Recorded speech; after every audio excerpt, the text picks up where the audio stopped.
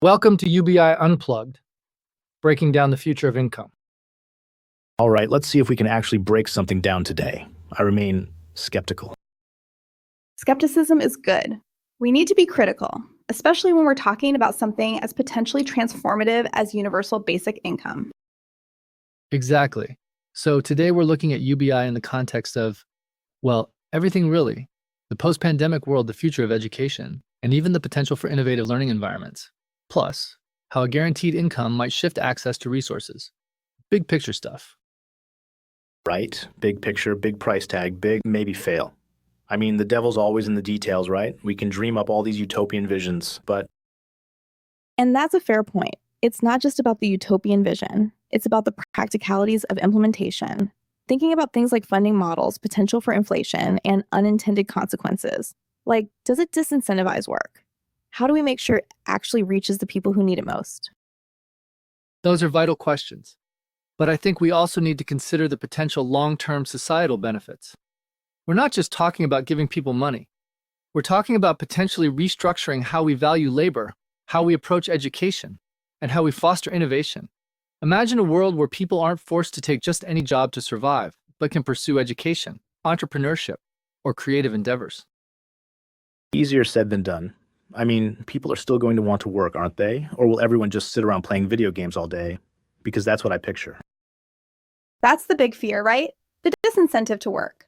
But there's actually quite a bit of research that suggests that isn't necessarily the case. A lot of pilot programs have shown that people, for the most part, don't just stop working. They might reduce their hours, or they might switch to more fulfilling or socially beneficial work.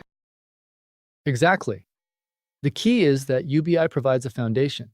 It's a safety net that allows people to take risks, to invest in themselves, and to contribute to their communities in ways that might not be possible when they're constantly worried about basic survival. Okay, but funding. Where does this money magically appear from? I mean, governments are already stretched thin. Raising taxes just makes everyone angry, and then you're back to square one. That's the question, isn't it? There are a few different approaches. You could look at restructuring existing welfare programs, streamlining them and redirecting those funds. You could consider wealth taxes or taxes on automation. Some even propose a land value tax. There are options, but each one comes with its own set of political and economic challenges.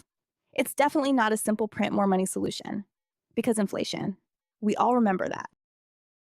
And it's also about reframing how we think about the economy. If UBI leads to increased entrepreneurship, innovation, and a healthier, more educated populace, that could actually boost the economy in the long run, generating more tax revenue. It's an investment, not just an expense. An investment with no guarantee of returns. Sounds risky. Speaking of risky, did you guys see the news about Trump revoking security clearances from, well, basically everyone who ever disagreed with him? Yeah, that's concerning. I mean, regardless of your political views, the seemingly arbitrary revocation of security clearances raises questions about due process and the potential for political retribution. Absolutely. It also highlights the short-sighted approach to long-term economic stability and national well-being. These actions appear focused on immediate budget concerns without considering the likely negative consequences for the general population, which, weirdly, loops back to the UBI discussion. Because societal cohesion and trust in institutions is vital for any large-scale social program to succeed. How? I'm not seeing the connection here. Seems like you're just shoehorning it in. I think the connection is that these kinds of moves erode public trust. And if people don't trust the government, they're less likely to support a program like UBI, even if it could potentially benefit them. It creates a climate of fear and division. Precisely. Think about it. If people feel like the system is rigged against them, if they see those in power acting capriciously, they're going to be less willing to invest in that system. UBI relies on a certain level of social solidarity, a belief that we're all in this together. Okay, I see the vague connection, but I still think it's a stretch. I'm more concerned about the practical implications of those Social Security cuts they're talking about. Requiring in-person identity checks? Seriously? What is this, the 1950s? That's a valid concern. It seems incredibly inefficient and potentially discriminatory. It's going to disproportionately affect low-income or geographically isolated beneficiaries who may lack the resources to access in-person verification. And with the proposed staffing cuts at the Social Security Administration, it's just going to create even longer wait times and more bureaucratic hurdles. It feels like a deliberate attempt to make it harder for people to access benefits they're entitled to. And that, again, underscores the need for a more universal and streamlined system like UBI, a system that doesn't rely on complex eligibility requirements and bureaucratic processes. But wouldn't UBI just become another target for cuts and political meddling? What's to stop a future administration from slashing the payments or adding ridiculous requirements? That's a real risk, which is why the design and implementation of UBI are so crucial. It needs to be enshrined in law in a way that makes it difficult to dismantle, and it needs to be supported by a broad coalition of people, not just a single political party. And it needs to be framed as a fundamental right, not a handout. That's where the cultural shift comes in. We need to move away from the idea that people are only valuable if they're producing something in the traditional sense. Caregiving, community building, creative pursuits. These are all valuable contributions to society. Easier said than done. Changing people's minds is harder than changing the law. True. But it's not impossible. Think about how attitudes towards same-sex marriage have changed over the past few decades. It's a long process, but it's achievable. And it requires a shift in our economic thinking as well. We need to move away from a domination ethic, where everything is about competition and profit, towards a partnership ethic, where care and collaboration are valued. Riani Eisler talks about this extensively. It's about creating a caring economics. A caring economics sounds a little touchy-feely for me. What does that even mean in practice? How do you quantify caring? It means prioritizing social well-being and environmental sustainability alongside economic growth. It means investing in education, healthcare, and social support systems. And it means recognizing the value of unpaid labor, like caregiving. Exactly. And UBI can be a powerful tool for fostering that kind of shift. It provides a foundation of economic security that allows people to focus on things other than just survival. It frees them up to care for their families, to volunteer in their communities, to pursue their passions. Okay, but what about the potential for fraud? I mean, you're just handing out money. There's got to be people trying to game the system. That's a legitimate concern, and fraud prevention needs to be a key component of any UBI program. But it's important to remember that fraud already exists in our current welfare systems. The key is to design a system that minimizes the opportunities for fraud and that has effective mechanisms for detecting and prosecuting it. And UBI, in some ways, could actually be less susceptible to fraud than our current system, because it's universal. There's less need for complex eligibility verification processes, which are often where fraud occurs. It's a much simpler system to administer. Simpler, maybe, but also potentially more expensive. And what about inflation? If everyone suddenly has more money, prices are just going to go up, right? So you're back to square one, except now everything costs more. Inflation is a major concern, and it needs to be carefully considered. But it's not a foregone conclusion that UBI will automatically lead to runaway inflation. It depends on how the program is funded, how the money is distributed, and how the economy responds. You need to model the potential impact on inflation rates, considering factors like supply chains and demand fluctuations. The size of the UBI payment relative to the existing economy also matters. And it's not just about the supply of money. It's about the supply of goods and services. If UBI leads to increased productivity and innovation, that can help to offset inflationary pressures. It requires a holistic approach, not just a simplistic more money equals more inflation equation. So basically, it's a giant experiment with potentially disastrous consequences. Great. Well, everything is an experiment in a way, and doing nothing is also a choice with its own set of consequences. We're already seeing the effects of growing economic inequality, increasing automation, and climate change. We need to be willing to explore new solutions, even if they seem radical.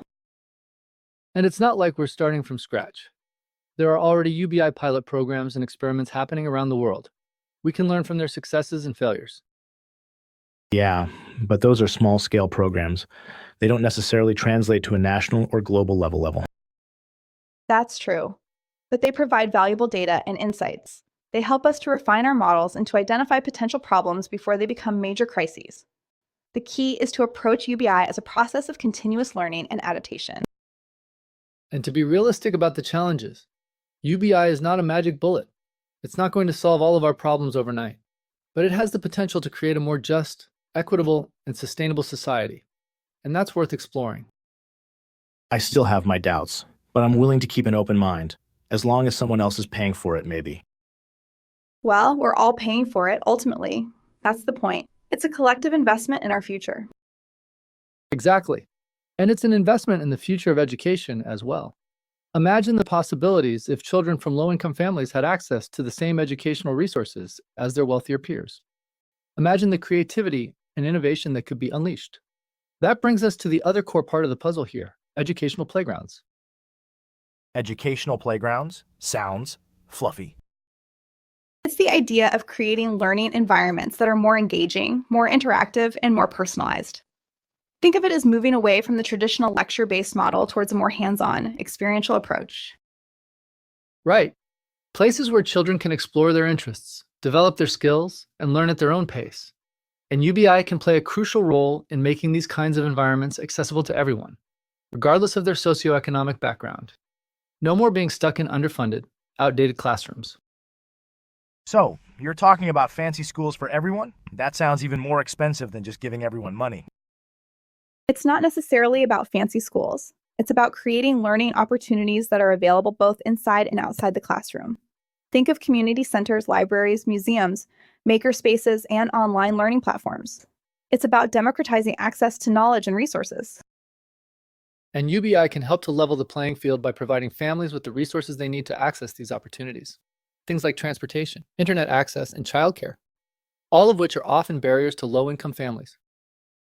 Okay, I see that. But even if you have the resources, you still need good teachers, right? You can't just throw money at the problem and expect it to fix everything. Absolutely. Teacher training and development are crucial. And UBI can potentially help to attract more talented people to the teaching profession by making it a more financially viable career path. Plus, if parents are less stressed about basic survival, they're going to be more engaged in their children's education. They'll have more time and energy to help with homework, to volunteer at school, and to advocate for their children's needs. That's assuming parents want to be involved. Some people just don't care. And that's where community support systems come in. We need to create a culture where education is valued and where parents are supported in their efforts to help their children succeed. It takes a village, as they say. Right. And UBI can help to strengthen those community support systems by providing resources to local organizations and initiatives. It's about empowering communities to take ownership of their own education. So it all hinges on this partnership ethic again, huh? Everyone working together, caring for each other. Sounds nice, but I'm still not convinced it's realistic. It's a long-term goal, not an immediate solution, but it's a goal worth striving for. And UBI can be a powerful tool for moving us in that direction. Think about the potential for innovation in education. If we weren't so constrained by traditional models and funding structures, we could experiment with new approaches to learning, new technologies, and new ways of engaging students. UBI can provide the space and the resources for that kind of experimentation. Okay, I'll grant you that the current education system is lacking, but I'm still worried about the unintended consequences. What if UBI leads to even more inequality, with some people using the money wisely to improve their lives, while others squander it? That's a valid concern, and it highlights the importance of financial literacy education. We need to equip people with the skills and knowledge they need to manage their money effectively and to make informed decisions about their future. And it's not just about financial literacy. It's about providing access to a range of support services, like counseling, job training, and healthcare. UBI is not meant to be a substitute for these services, but rather a complement to them. So it's basically adding another layer of bureaucracy on top of an already bloated system. Wonderful. It doesn't have to be. If UBI is designed effectively, it can actually streamline the existing system by eliminating the need for many of the complex and overlapping welfare programs that we have now. Think about the administrative costs of managing all those different programs, all the paperwork, the eligibility checks, the fraud investigations. UBI can significantly reduce those costs by providing a single universal payment to everyone. Okay, I'll admit that sounds appealing, but I still think it's a long shot. There are just too many obstacles in the way. It's definitely not going to be easy, but it's not impossible. And the potential rewards are too great to ignore. A more just, equitable, and sustainable society where everyone has the opportunity to thrive. That's a vision worth fighting for. Absolutely. And it all starts with a conversation, a willingness to challenge our assumptions, to explore new ideas, and to work together to create a better future for all. Well, we certainly had a conversation. Whether it changed anything remains to be seen. Indeed, it's a marathon, not a sprint. Thanks for tuning in to UBI Unplugged. Keep questioning, keep exploring, and keep imagining a better future.